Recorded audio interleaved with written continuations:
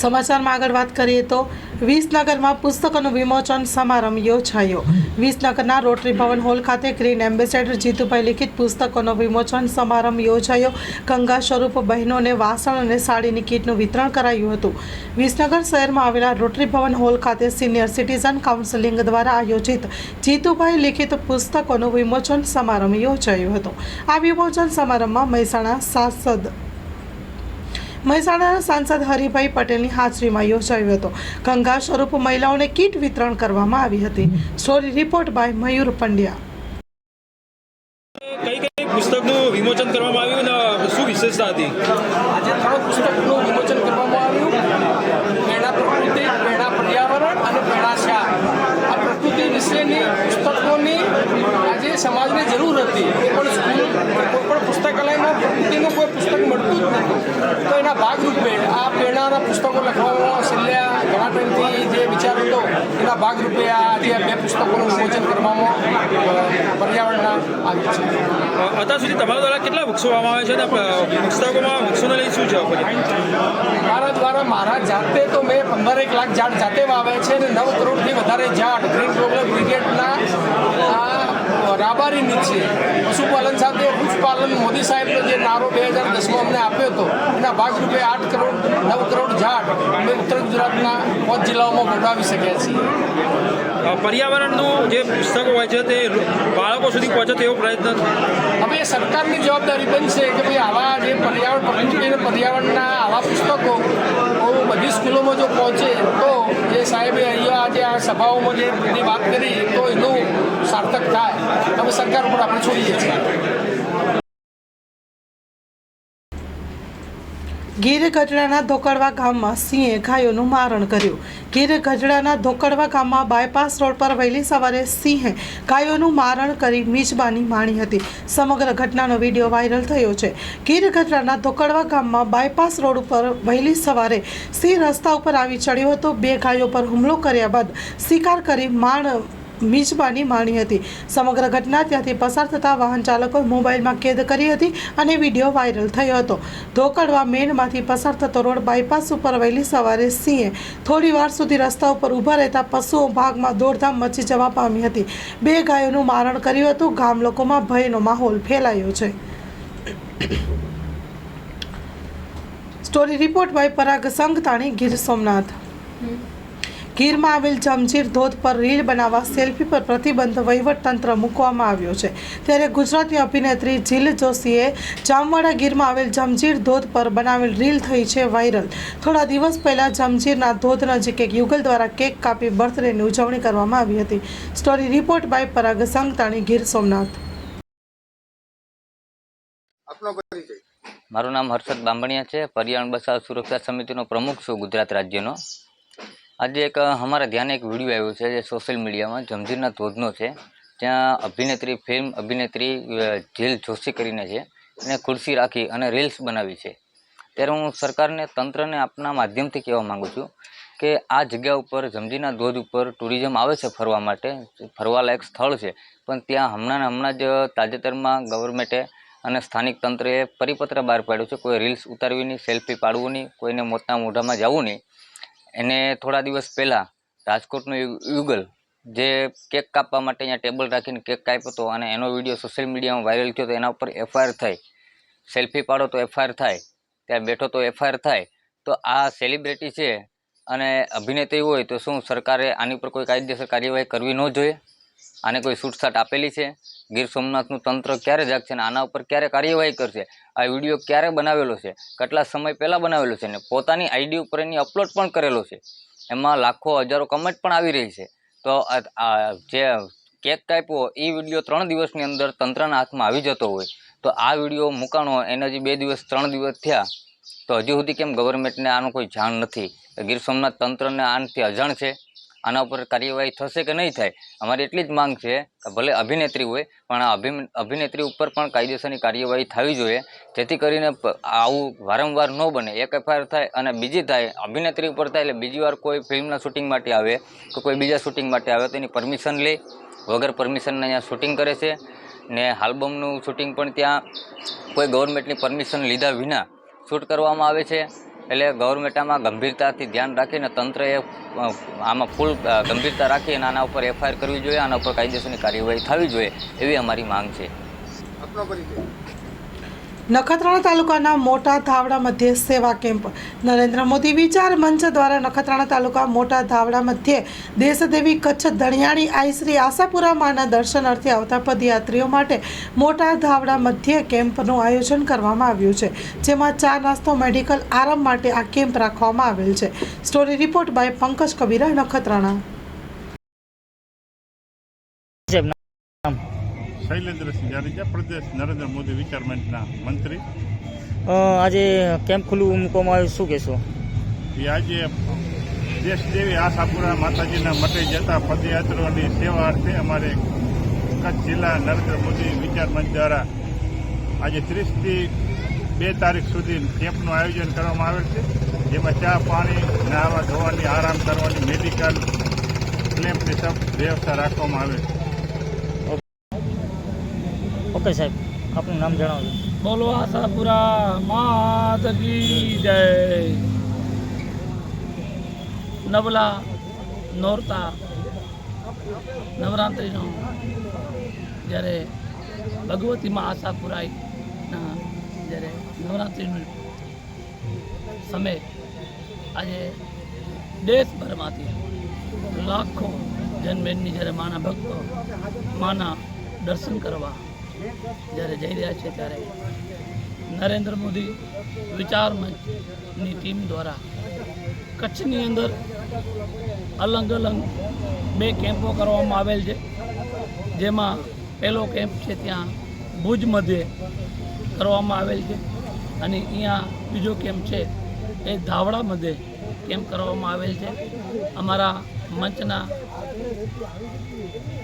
રાજ્યના મહામંત્રી અને જિલ્લાના અધ્યક્ષશ્રીની હાજરીમાં આજે ધાવડા ગામે અમે કેમ્પનો જ્યારે આજે દીપ પ્રાપ્ત કરી અને કેમ્પનો શુભારંભ કર્યો છે, ત્યારે સતત અમારી કચ્છ જિલ્લાની નરેન્દ્ર મોદી વિચાર મંચની સમગ્ર ટીમ હાજર છે અને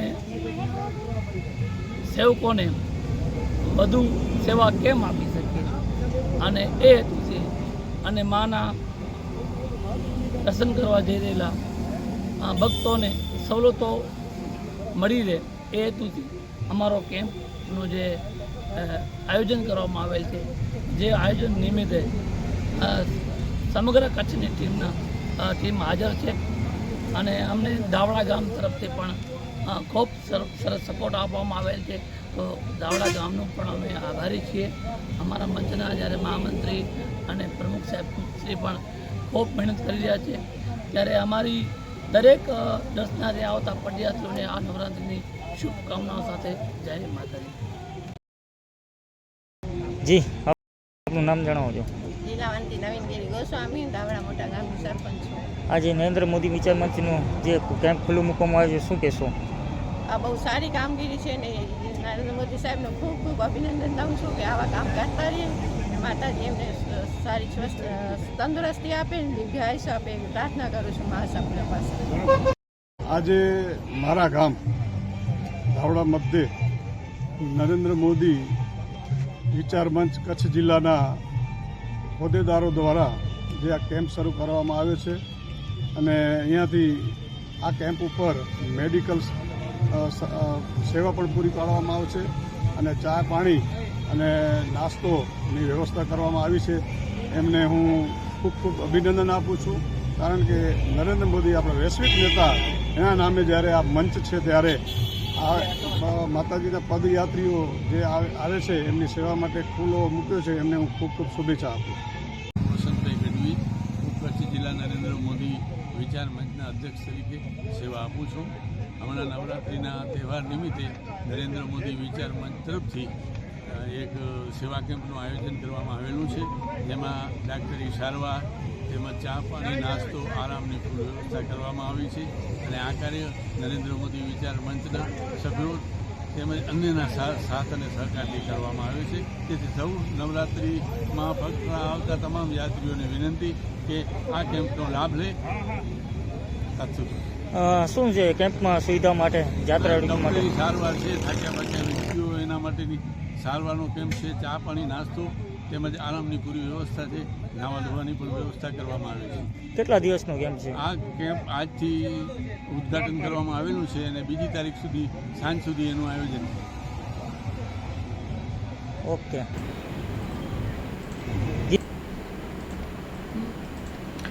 નખત્રાણા તાલુકાના નાના અંગિયા હાઈવે રોડ પાસે સેવા કેમ્પનું આયોજન.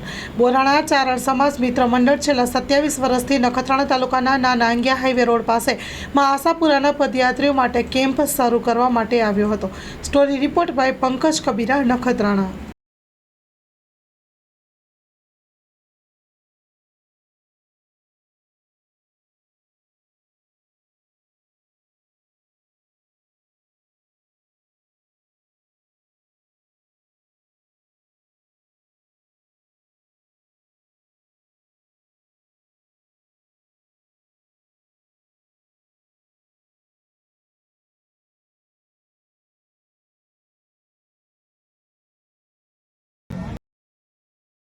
ઓકે, મુંબઈ આપનું નામ?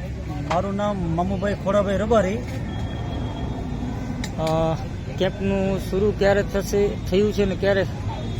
કેમ્પનો આજે બીજો દિવસ છે અને 2 તારીખ સુધી કેમ્પ ચાલુ રહેશે. એમાં સવારના ચા નાસ્તો અને બપોરે મહાપ્રસાદ અને રાત્રે મહાપ્રસાદ અને મેડિકલ સુવિધા પણ ઉપલબ્ધ છે અને આરામ કરવા માટે અને નાહવા ધોવા માટે પણ સુવિધા ઉપલબ્ધ છે.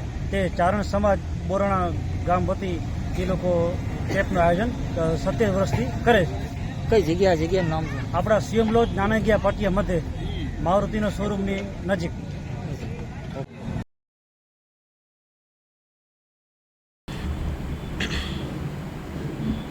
કઠલાલ તાલુકાના પીઠાઈ ખાતે તસ્કરો ત્રાટક્યા. એક સાથે 3 દુકાનો તેમજ ભંગારના પીઠામાં કરી ચોરી, થયા ફરાર. ગત રાત્રે કઠલાલ તાલુકાના પીઠાઈ ખાતે ચોરોએ ત્યાં લાગેલા સીસીટીવી કેમેરા તોડી ત્યાં આવેલી એક ઇલેક્ટ્રોનિકની દુકાન, પાનની દુકાન અને ડેરી સહિત એક ભંગારના પીઠા પર મોટો હાથફેરો કર્યો છે. આ સંદર્ભે કઠલાલ પોલીસ સ્ટેશનમાં આશરે 3 લાખથી વધુના મુદ્દામાલની ચોરીની ફરિયાદ નોંધવામાં આવી છે. Story report by Syed Sahil Ali Kadri. Rajkot Jetpur Bhadar નદીમાં એક યુવક ફસાયો. ભાદર ડેમ ઓવરફ્લો હોવાથી ભાદર નદી વહી રહી છે 2 કાંઠે. એકાએક પાણીનો પ્રવાહ વધી જતા યુવક ફસાઈ ગયો હતો. યુવક ભાદર નદીમાં માછલી પકડવા ગયો હોવાની પ્રાથમિક માહિતી સામે આવી છે. યુવક ભાદર નદીમાં ફસાતા તંત્ર દોડતું થયું છે. ભાદર નદી વચ્ચે ફસાયેલ યુવક નશાની હાલતમાં હોવાનું અનુમાન. યુવકના રેસ્ક્યુ માટે જૂનાગઢની ટીમ મદદ લેવામાં આવી છે. પાલિકાની ફાયર ટીમ અને ચીફ ઓફિસર મામલતદાર પણ સ્થળ ઉપર પહોંચ્યા છે. Story report by Rakesh Pithadiya, Jetpur.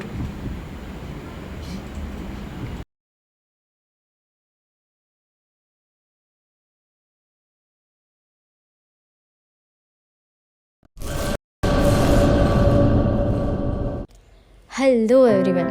તો આજે હું આવી છું લિટલ બાઇટ્સમાં. So let's go.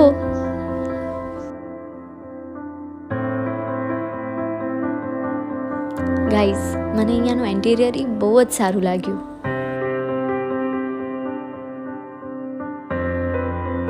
મેં અહીંયાની ઘણી જ બધી વેરાયટીઓ ટ્રાય કરી, જેમ કે પાણીપુરી, સેવ બટાટા પૂરી, પાઉંભાજી, મૈસૂર મસાલા ઢોસા, દહીં બટાટા પૂરી, ચીઝ સેન્ડવિચ. અને હા ગાઈઝ, અહીંયાના ટેસ્ટ વિશે કહું તો મને અહીંયાનું ટેસ્ટ બહુ જ સારું લાગ્યું. આનું એક બેનિફિટ છે, તમે આ રીલ લાઈક કરેલી હું કને બતાવશો તો તમને 10% ડિસ્કાઉન્ટ મળી રહેશે. Thank you so much.